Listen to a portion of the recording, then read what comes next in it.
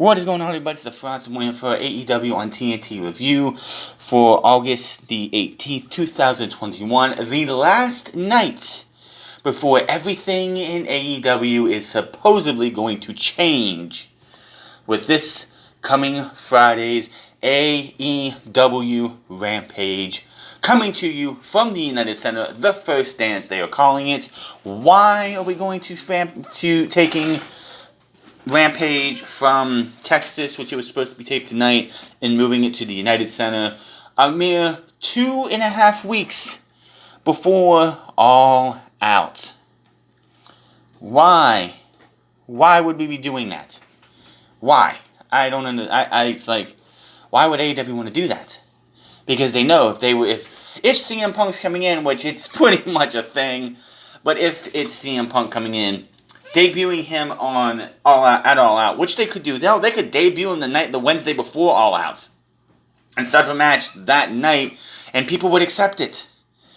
But I think they're doing that on Friday because they want to give it a couple of weeks of build and not just have CM Punk show up.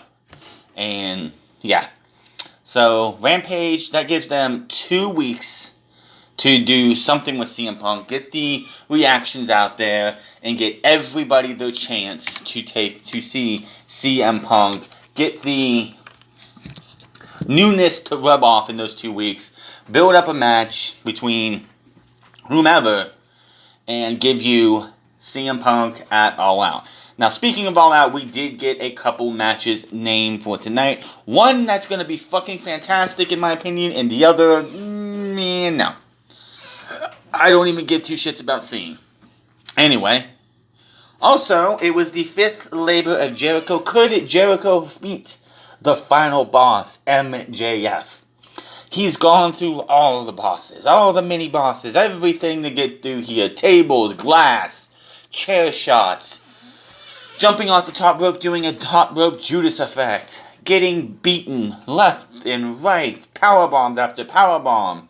Could he beat the last man he needs to in MJF? Also, the tag team championships are still around the waist of the Young Bucks. Or do we have new tag team champions going into All Out? I think with the fact that All Out is less than a month away, that answer is pretty fucking obvious. And so much more. And we also got an announcement for a match next week on Wednesday night that should be very, very interesting, and will be very interesting to see what happens between Malachi Black and his opponent for next week. His second match in AEW, and his opponent is going to be brutalized next Wednesday. So we started the show off. Out come John Moxley and Eddie Kingston through the crowd. If you did notice on the stage tonight, they did not have the usual plastic tunnels. They actually had tunnels that were made out of steel, bars of like steel it looked like, which was cool. But Moxley and Eddie coming through the crowd as usual. But before they could get to the ring, 2.0, Matt Lee and his partner and Daniel Garcia attack these two, laying them out, going to the ring. Jeff Parker, Matt Lee, and Daniel Garcia tell Sting and Darby that they took out their boys and now they got nothing. Tells them to get out here right now. Let's get this match going.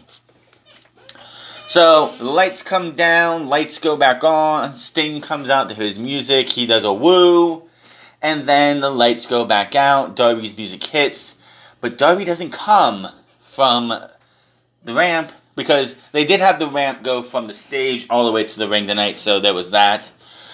But Darby comes from behind, hits one of the member of 2.0 with his skateboard, and they start fighting, brawling outside in the crowd. They go up top, up to the concourse, they're fighting, but Daniel Garcia gets involved. It's a 3-on-2 advantage for the team of 2.0. They start fighting some more, going back down to the ring, because even though it's a Texas Tornado match and there's no disqualification apparently, pin has to still happen in the middle of the ring. When all of a sudden, when they're fighting, Eddie Kingston comes back in to the picture, grabs Daniel Garcia, and drags him out to have him get fucked up by Jon Moxley and Eddie Kingston. We didn't see Daniel Garcia the rest of the night. Big Let's Go Sting chant. You still got it. Allen walks alongside the concrete railing, slams his body onto his opponents. Of course, Eddie Kingston took Garcia away to make it a 2-on-2. They get back to the ring. Allen and Sting get the table in the ring. Sting quickly gets dropped. Allen sent to the ramp 2.0, brings the skateboard and does a double suplex on it. That looked like that fucking hurt. Because he got suplexed onto the bottom side of the skateboard, so his back was hitting the wheels. Darby Allin takes some crazy ass bumps. This dude, when he's Sting's age, will not be wrestling or even wanting to wrestle. 2.0 brings that. Then they set up the table in the middle of the ring. They grab Sting. They post him up. Double powerbomb. Assisted powerbomb through the table. Sting gets up immediately. No-sells this shit. Does the beating of his chest. Does his little scare tactic thing that he does. Darby Allin turns around. Beats up on them. They break it up. Ends up with a double powerbomb through the table for Sting, I said.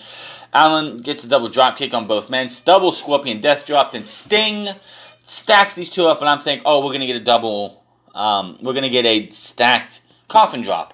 No. We have Sting, which they could have still did the coffin drop, the double coffin drop, then had Sting stack him up again, put him in the double Scorpion Deathlock. Both guys tap out. So it was good to see Sting. First time since his last match in 20 years, which, of course, they don't want to talk about Sting's time in WWE or Sting's time in Impact Wrestling, even though they have a deal with, they have a partnership with Impact Wrestling. You can pretend like Sting, knowing the fact that Sting wrestled for Impact for well over 10 years. But no, let's not do that. So, Sting in the middle of the ring. I'm sure 2.0 were having a fucking ball. From the minute they got to the building to the minute that match was over, I bet you these two were smiling on the inside. Like, this is their childhood hero, and they're going out there to have a match with Sting. Oh my God. Like, they were in WWE 3 months ago doing stuff with the Hit Row. They were doing comedy or whatever with Hit Row and other comedic stuff. And here they are, tonight, wrestling Sting. Who would have thought that they would be guys going up against Sting? Holy hell. So, that's it for that. Sting and Darby get the win. What happens next for them? Who knows? But before tonight, we did hear that Sammy Guevara was going to have a big announcement tonight. It happened before the show. Sammy brings his girlfriend into the ring, and he proposes to her. She says yes. They hug, kiss in the middle of the ring. Congratulations, Sammy Guevara, on your future wedding, whatever that is going to be. Backstage, Tully Blanchard and Shawn Spears sarcastically clap for Sammy's proposal. Slim pickings in San Antonio, Spears says. He continues for one night only. He'll let Pam be an honorary member of the Pinnacle, as she can be on top. As the saying in the Pinnacle is, when you're in the Pinnacle, you're always on top. So we go to Sammy Guevara versus Shawn Spears. This match is another chapter in this feud between the Pinnacle and the Inner Circle. So, out to the floor, saying, like, this match was good. They fight, like, Shawn Spears attacked Sammy before the match. And Shawn Spears did not have the upper hand for a minute, but eventually he got the upper hand because the match didn't start yet. The match was not started yet. It got to the point where Tully Blanchard and Shawn Spears did the spike power driver to Sammy Guevara. They get him into the ring, and Sammy Guevara rolls back out after the bell rings. They're going to go do it again. But Aubrey's like, no, you can't do that. Get the fuck out of here. It's a one-on-one match. Get out of here. This is not going to happen. So, after that, Sammy Guevara... Like, it was Sammy Guevara was getting dominated for the majority of the break. We get back into it. They're both on top of this was spot of the night, in my opinion. They both jump up to the top. They were going to do something, Spanish fly, suplex, whatever. There was somewhere in the break, you got a railing put between ring and the guardrail, and it looked like Shawn Spears was going to try and suplex or something, or somebody, they were going to try and put each other through it. So they both get up there, and Shawn Spears just takes his hand and flips the bird to this guy, and you could literally see Sammy Guevara go, "Oh, really?" Jumps up, hits a huge twisting cutter. That was not the end of the match. Holy shit, what a move. Which, the cutter is becoming a less powerful move because everybody's using it now. So, they get onto the apron, and now they fight to try and put each other through this barricade that Aubrey should have kicked down, because this is a disqualification. I am so sick of this company not using disqualifications when they are warranted. Yeah, you don't want to have stupid disqualification, but the dude, Sammy Guevara, puts this guy through a piece of steel. It is a fucking disqualification in any other sense. Call it DQ. But then he gets up, puts him in the ring after hitting the Death Valley Driver through the barricade piece, hits a 630, and that wasn't the finish. What in the hell? So Sammy says, "Fuck this shit," takes his knee pad down, goes up to him, knee to the face, third knee, V-trigger leg, knee to the face, picks him up into the torture rack, says this, he literally said it loud enough to the pit mics to pick it up, "This is over. GTH, go to hell. 1, 2, 3. Spears is done." Holy shit. Again, what a hell of a fucking spot there. The match was pretty good too. Good on that. So, Sammy Guevara wins. Just telling you who's going to win the Labors of Jericho coming up later in the show. Just off of this. The reason you had Sammy Guevara versus Shawn Spears in this show, one, because Sammy Guevara's at home. They could have put Sammy Guevara versus literally any heel, and it would have been fine. Because, you know, this isn't WWE. We don't beat the baby faces. We don't beat, wrong. We don't beat the hometown people in here. We don't beat them. We don't embarrass them. We actually give them the hometown win, which is what you should fucking do. So, good on him. Now, this was, of course, so the Pinnacle would not just go out there and win 2 matches a night and be it. But Sammy Guevara does the Inner Circle proud. Backstage, Tony Schiavone is with Impact Wrestling Champion, World Champion Christian Cage, who in the next week or two is going to be retiring that TNA Championship. So the next time he'll be on TV, probably he won't have it. Good. They talk about his win over Kenny Omega. Don Callis stays in and says he remembers when he gave Christian his first big break back in the day. Says he may have won with the help of a chair, but anyways, he's finally going to get that 5-star match that he always wanted. Don says nothing's changed. He makes big moves, and Christian is still wrestling matches. Christian says Kenny's already lost one title to him, and you think you're in my head? It's pretty plain to me that I'm in Kenny Omega's head. And he is going to take the title at All Out, the one that his most prized possession. He says Callis thinks he's the smartest guy in the room, but he will always be a corny piece of shit. So, that's just more build to the pay-per-view coming up with that match happening, of course, this coming Saturday. Not this coming Saturday.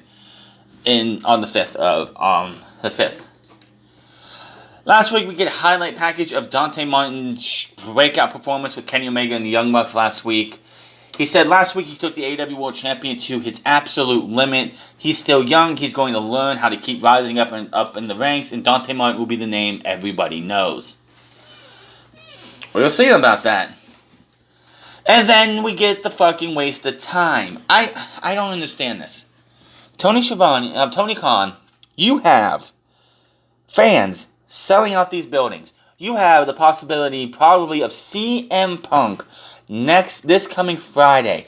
Bryan Danielson supposedly at Grand Slam, if that even gets to happen.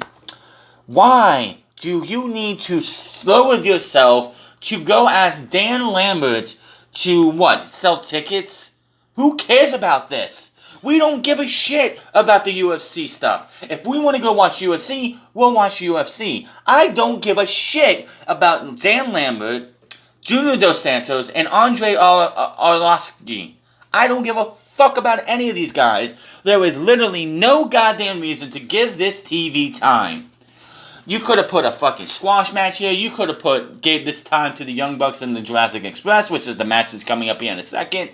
There was no reason to give this guy a fucking microphone to scream at the top of his fucking lungs that AEW is trash, AEW is this, AEW is that. I don't care. Nobody fucking cares. This was a waste of everyone's fucking time. And for what? For Lance Archer to come out and get beat up by the men of the Scorpio Sky and Ethan Page. That was all it did. Why? I just don't understand it. Why do we have to have Dan fucking Lambert on our show? It does not matter. They need to just cut this shit. I don't care if Dan Lambert came to you and begged for TV time because he's trying to stay fucking relevant in his own sport. Because here's the thing. We as professional wrestlers do not fucking care about this garbage. This felt like a WWE moment, and I don't want to feel like I'm watching WWE when you have a 60-some-year-old Dan Lambert screaming at the top of his lungs and I'm trying to talk like this. Shut this shit up. Don't do it again. I don't want to see him at All Out. I don't want to see him next week. I don't want to see him a year from now. Keep that garbage off my TV. So we go from that to Chris Jericho says the past 4 weeks he endured the labors of Jericho and talks about all the punishment he took along the way. Tonight he gets the ultimate prize against MJF. Jericho says he has the momentum and the upper hand over MJF and says fans will sing him to the ring as well. Jericho up and his jerk-off friend down. The Young Bucks with Brandon Cutler, the Good Brothers, MT Nakazawa, and Don Callis versus Jurassic Express. Luchasaurus and Jungle Boy with Marco Stunt for the AEW World Tag Team Championships. Of course, Don Callis is on commentary, which is where he should be when all this stuff... When it's all said and done, when the time with Don Callis and Kenny Omega is over, and it's going to happen eventually, everything has a shelf life, Don Callis should be with Mark Henry on Rampage, calling that show. Plain and simple. When it's all said and done, Rampage, Don Callis, Mark Henry is where it needs to be. Just saying. So, really good match here. Matt, Nick, Jungle Boy, Luchasaurus went out there and gave you a fantastic match. Young Bucks with an assisted Indie Taker. Stunt looks to get involved. Omega wearing a Chick Magnet shirt. It's literally said it was a silhouette. It was a rainbow silhouette thing with a chick. Like a baby chick in it. It says Chick Magnet underneath. Brings on a chair. Smacks Stunt in the back. Hands the chair over the mat. Out comes Christian. He spears Kenny and takes him to the back. Chairs in the ring. Good Brothers with the distraction. Jungle Boy hits a brainbuster on the chair. Throws it out of the ring. And it's like, oh shit, we're going to have the same thing. It would have been ironic and just... What's the word I'm looking for? Apropos maybe or something like that. That the Young Bucks sent the chair in at Rampage to cost Kenny Omega his Impact Championship, and now Kenny Omega gives the Young Bucks the chair and it's going to cost them the tag team titles, but no, that did not happen. Nick breaks it up. Luchasaurus chucks Nick out to the ramp. Jurassic Express on mat by Jungle Boy and Luchasaurus cover. Nick breaks it up again. Nick goes out to the ramp again. Jungle Boy knocking down all the Elite members on the apron. Luchasaurus with a moonsault to come back to a couple of them in the ring with Jungle. And it's Matt and Jungle Boy. Jungle Boy with the backslide, but Matt fights out. Which his brother actually pulled him out. They grab him. BT trigger. 1, 2, 3. And the Young Bucks retain the championships. That day for the Jurassic Express is not there yet. They will one day be tag team champions, I feel. It just wasn't tonight. So... After the match, Gallows has Christian on his shoulder and brings him back into the ring. The Elite beat up all three guys. Omega barking at Christian as he pushes him away. Even Callis with a cheap stomp. Omega lifts Christian up, hits the one-winged angel. Callis counts 1, 2, 3. And the Elite music stands up. Group stands tall. And honestly, it felt like there was, like, the crowd's not into it as much as they used to be. So, yeah, I'm going to have to say that it feels like the AEW is missing the boat with this. And it's just something that it's time to go a different way with it, in my opinion. It's getting to the point where, like, it's fine. I think it's what they do with these guys. But sometime soon, very soon, this all just has to fall apart. It just has to fall apart. You don't want it to be going on way too long, then it's going to overstay its welcome, and it's going to get NWO comparisons in the worst way. So, we get Don Callis backstage. World Tag Team Champions, Don. They're the greatest tag team in the history of the business. Guys, you guys are so dominant, I'm going to make a suggestion. 2 months off, take the family, go to Hawaii, buy some shoes. You don't need it. What? Hold on. Tony Khan has informed me he's had enough, okay? And we're going to have a eliminator tournament, tag team tournament, featuring Varsity Blondes, Private Party, the Lucha Brothers, and Jungle Boy and Luchasaurus. The winner will get a world title shot in Chicago against you guys in a steel cage. What? He's had enough of this. He's had enough. That's not happening. No, I don't book it. What's wrong with you? Let's go back to the ring. Yes, that's right. 2 months off. Oh, didn't mean to do that. But yes, that's right. The tag team titles at All Out inside a steel cage. I cannot wait to see what that's going to be. Who will be the winners? I don't think it's going to be the Jurassic Express. They just lost. But Private Party, I'm going to say no. The only one that makes sense to me is Lucha Bros. When was the last time the Lucha Bros the actual Lucha Bros, not 2/3 of Death Triangle, the Lucha Bros. When was the last time they had a tag team title match? It's probably going to be the Lucha Bros. We'll find out. It's a tag team eliminator tournament. We have first match coming up this coming Friday. Jurassic Express will take on Private Party, and the Varsity Blondes will take on the Lucha Bros next week on Wednesday. Which means the finals will either be, the winning match will probably either be the first or next week on Rampage. I don't know. In the ring, we have Taz with the Sun Hook. They introduced the FTW champion Ricky Starks, who heads out to the stage. He says he's holding the title for a very long time. Then he wants Brian Cage to come out because they somehow keep missing each other. We cut to the back where Powerhouse Hobbs stands over the fallen Cage. Brian gets up and they start swinging away. Stark says cut the video, and he runs to back. Hook and Taz follow. The sooner that shit's over with, the better, just in my opinion. Tony Schiavone is backstage he's getting his frequent flyer miles for sure. Tony is backstage with the Death Triangle and mentions how the potential match for All Out with Pac says the pay-per-view will be a perfect place for this match. It's the same place he destroyed Kenny Omega in only 2 weeks' notice. He wonders what chance Andrade has against him. Andrade, Chava, and the assistant roll up. Andrade says if Pac wants this match, they have some conditions. They show a stack of papers his assistant hands over to read over, and it was like a little book, like a book-sized stack. Chava tells the Lucha Bros, even if you win the Eliminated Tournament, you're not going to become champions with a boss like Pac, because they still think that they have a boss. I don't understand that, seriously. So, we had Thunder Rosa versus Penelope Ford. This was... Wait, did I miss something here? I think I missed something here. Not that. Hold on, I think I missed something, didn't I? No. Oh, yeah, that's right. The Faker talked about being the same shit every single week. Jamie Hayter made a challenge to Red Velvet next week. I don't think that match has been made official yet. And of course, she needs backup because she is a cowardly fucking heel who sucks at everything she does. So she needs Jamie Hayter to make her look good. Just saying.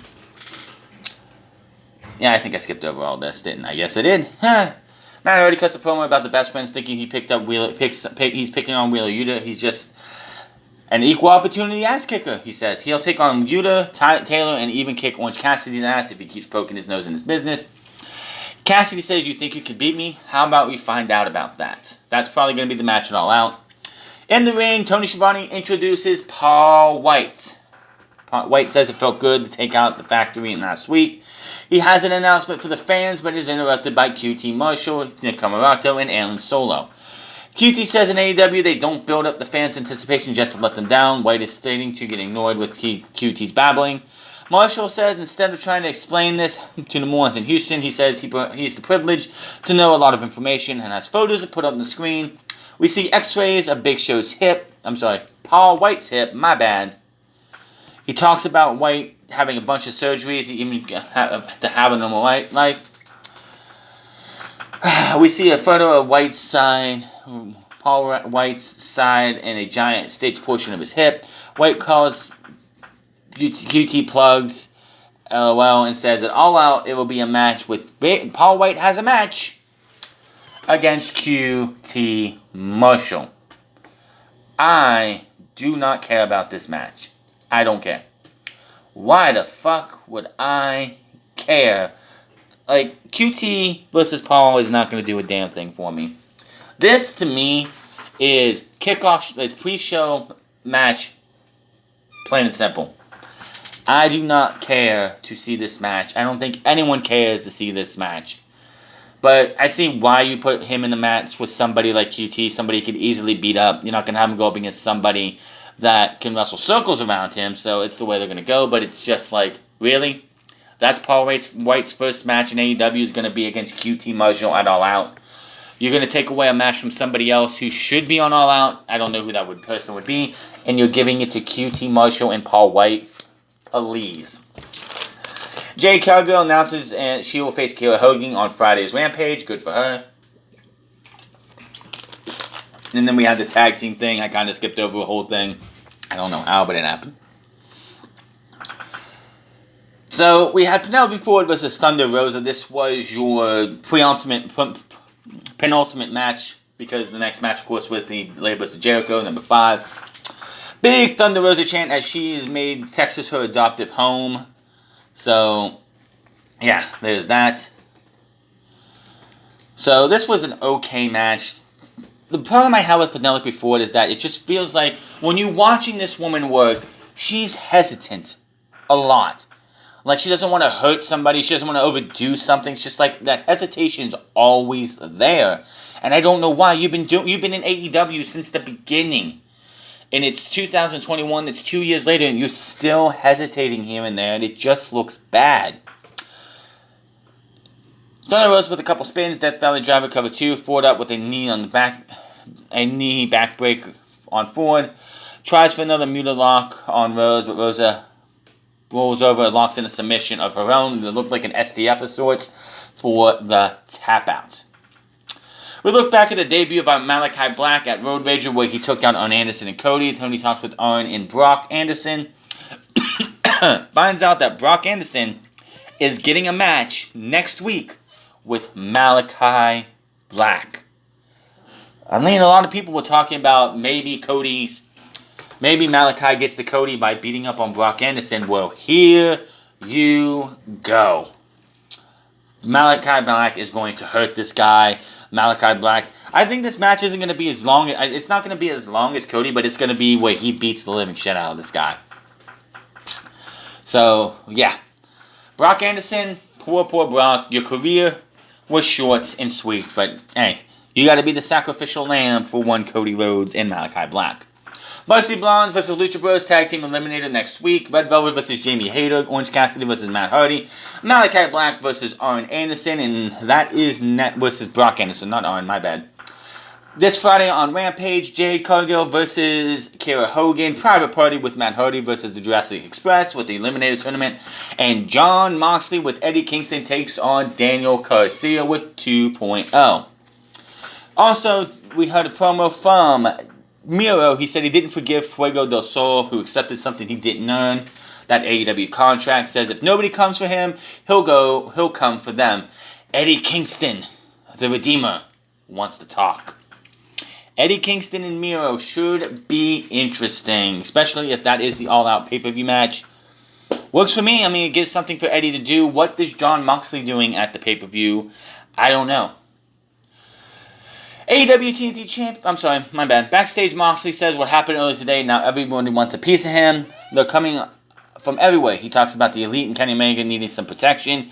He says Hangman couldn't get the job done when it comes to winning the title. He tells Christian he'll run through him and should have stayed retired. Says he really wanted to show who is on top of the food chain still. He tells his Rampage opponent Daniel Garcia, if this is really what you want to do, the ringside doctor and people backstage are there to protect for him. But Garcia better be sure he's really where he wants to be, because this ain't no joke. Then we had AEW's final main event before Rampage. Chris Jericho, MJF, fifth labor of love of Jericho, Chapter 5, could MJF get to Chris Jericho? And could he beat Chris Jericho? Could Jericho finally get that win? Remember, no Judas effect, and no Judas coming to the ring. Do we need music? Do we need... The fans need to be able to listen? No. No.